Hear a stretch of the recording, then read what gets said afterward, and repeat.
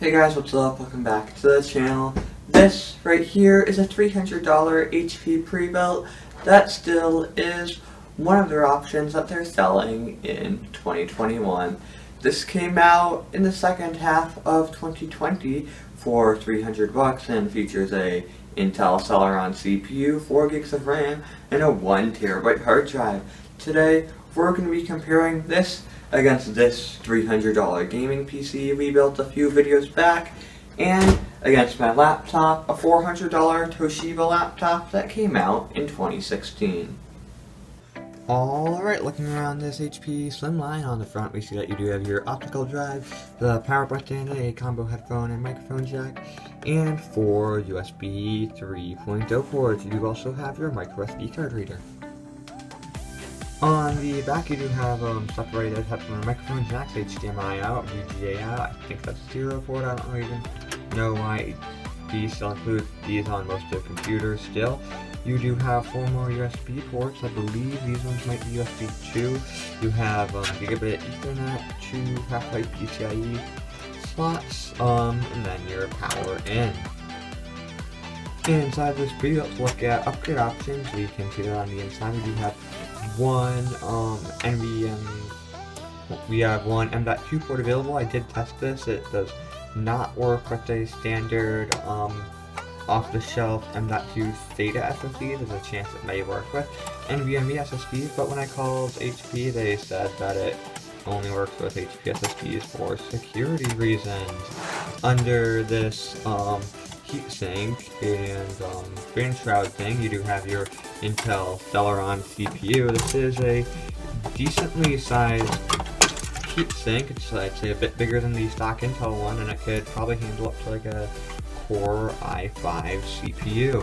You do have your 4 gigs of RAM in the form of one 4 gig stick. You have your Wi-Fi card here, and down here you have a 1x PCI Express slot and the 16x. They did put the 16x slot on the bottom, which means you can't add in any sort of GPU. If you did, it would have to be some half-pipe single slot GPU, and the highest tier card you can get with that is a GT1030. For drive expansion, this system comes with this WD Blue 1 terabyte hard drive with one place for hard drive expansion. For hard drive expansion, your only option is on the bottom here, this 2.5 inch hard drive mount. I just have this laptop drive in here for testing purposes, but you could put a 2.5 inch SSD in here. You do get this laptop style optical disc also, and that's it for drives.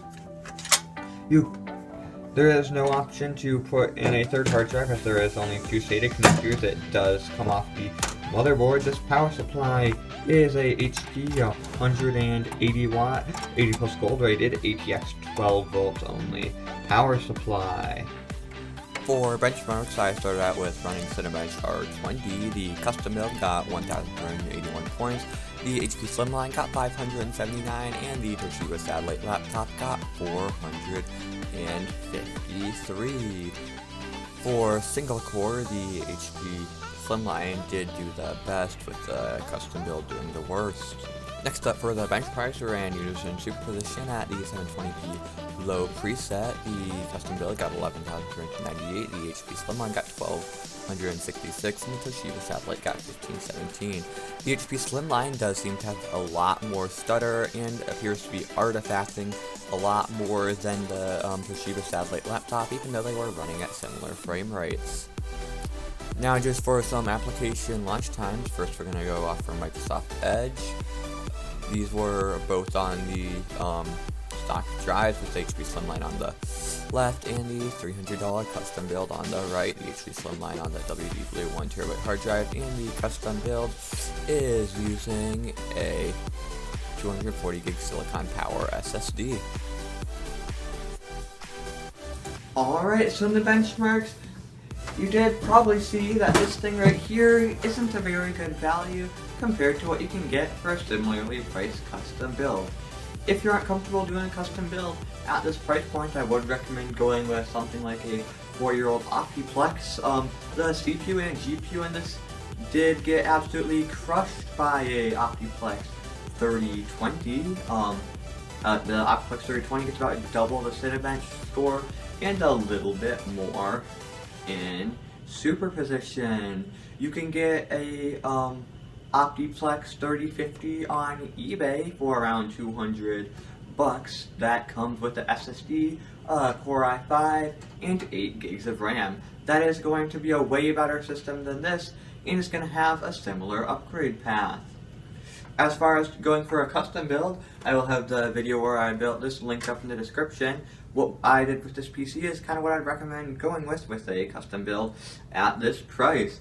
If you already have one of these computers and are wondering how you can make it faster, the biggest thing I would recommend doing is getting an SSD. If you don't want to put any money into it, for sure reinstall Windows. The application load times went down very dramatically when we just took off all the bloatware and stuff that HP shipped with this system. I would also recommend upgrading to 8 gig of RAM, but beyond that, it wouldn't really be worth putting a better CPU into this system. Anyways, if you enjoyed this video, please like and subscribe, and I'll see you in the next video.